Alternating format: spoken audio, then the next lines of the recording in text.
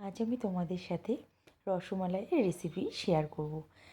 জানো তো, আমি না মিষ্টি খেতে সেরকম পছন্দ করি না, কিন্তু এই যে রসমালাই, এটা পেলে আমি নিজেকে কন্ট্রোল করতে পারি না। তো আজকে তারই রেসিপিটা আমি তোমাদের সামনে শেয়ার করব। প্রথমেই যে কাজটা আমি করছি সেটা হলো 2 কেজি দুধ আমি এখানে ভালো করে ফুটিয়ে, এটা ক্ষীর বানানোর জন্য, মানে কি একটু ঘন হয়ে যাবে রসমালাইয়ের যে গ্রেভিটা, সেটার জন্য আমি এখানে 2 কেজি পরিমাণ দুধ ফুটিয়ে নিচ্ছি ভালো করে। আর দিয়ে দিচ্ছি সামান্য পরিমাণ কেশর, এটার ফ্লেভার আসার জন্য আর রঙটাও আসবে তার জন্য। আর তার আগে যে কাজটা আমি করে ফেলেছি, যেটা তোমাদেরকে শেয়ার করতে পারিনি আমি, সেটা হলো দুধটা 3 কেজি পরিমাণ দুধ আমি ছানা বের করে নিয়েছি। তোমরা আশা করি সবাই জানো কীভাবে দুধের ছানা বার করতে হয়। তার জন্য আমি দুধটাকে ভালো করে একটু জ্বালিয়ে তার ভিতরে দিয়ে দিয়েছিলাম 2-3 চামচ মতন ভিনিগার। তাতেই দুধটা খুব সুন্দর কেটে গেছিলো এবং অনেকটা পরিমাণ কিন্তু ছানা বেরিয়েছে। আমি এখানে 3 কেজি দুধ থেকে না আমি প্রায় কিছু না হলো 600-700 গ্রাম মতন আমি ছানা কিন্তু এখানে পেয়েছি। ঠিক আছে? আর এটা টোন্ড মিল্ক ছিল, তার জন্যই হয়তো এতটা ছানা আমি পেয়েছি। আর ছানাটা দেখো খুব সুন্দর হয়েছে। এটাকে আমি ভালো করে জল ঝরিয়ে নিয়েছি। এদিকে দুধটা আমার ফুটছে, একটু ঘন হয়ে গেলে কিন্তু আমি এটাকে নামিয়ে দেবো। আর অবশ্যই কিন্তু এতে আমি চিনিটাও অ্যাড করে নেব। রসমালাইয়ের যেরকম মিষ্টি খেতে চাও, যদি একটু কম পছন্দ করো কমও দিতে পারো। আর এদিকে দেখো আমি ছানার বলগুলোকে বানিয়ে নেব। তার জন্য না এর ভিতরে দিয়ে দেবো ওই 3 চামচ মতন ময়দা। এখানে আমি ময়দাটাকে ভালো করে এর সাথে মেখে নেব।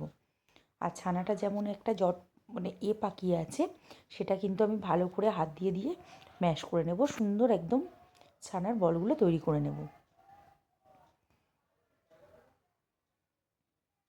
এগুলোকে হাত দিয়েই ভালো করে আমি মিশিয়ে নেব। দেখো দুধটা হয়ে গেছে প্রায়, এবার আমি চিনিটাকে এখানে মিশিয়ে নিচ্ছি।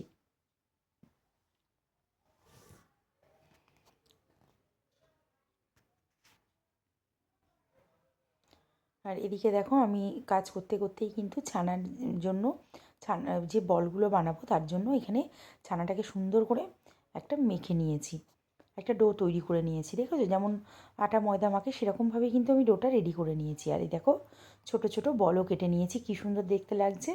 আর টেক্সচারটা কিন্তু ঠিক এরকমই হবে, গাটা যেন একদমই প্লেন থাকে। আর দুধটাও দেখো কত সুন্দর আমার ফুটিয়ে ক্ষীরটা তৈরি করে নিয়েছি।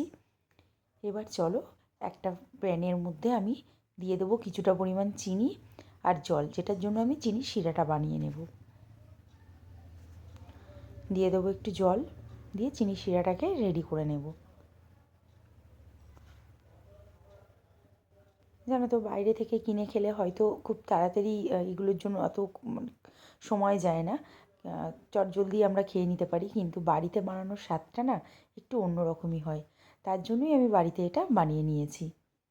দোকান থেকে তো অনেকেই কিনে খেতে পারি, কিন্তু বাড়িতে একটু সময় নিয়ে করলে সেটা দেখতে খুব ভালোও লাগে, তার জন্যই এটা করা। দেখো এটা হয়ে গেছে, প্রায় বলক কেটে এসেছে। এবার লো ফ্লেমে দিয়ে আমি এবার রসগোল্লাগুলো, মানে যেগুলো ছানার বল আমি বানিয়েছি, সেগুলোকে এর ভিতরে একে একে আমি ছেড়ে দেব। এই সময় কিন্তু স্টিমে রাখতে হবে, এটা কিন্তু একদম লো ফ্লেমে এটাকে করতে হবে। যখন ফুটবে সেই সময় কিন্তু দিলে হবে না। তো দেখো এইভাবে ছানার বলগুলোকে আমি দিয়ে দিয়েছি।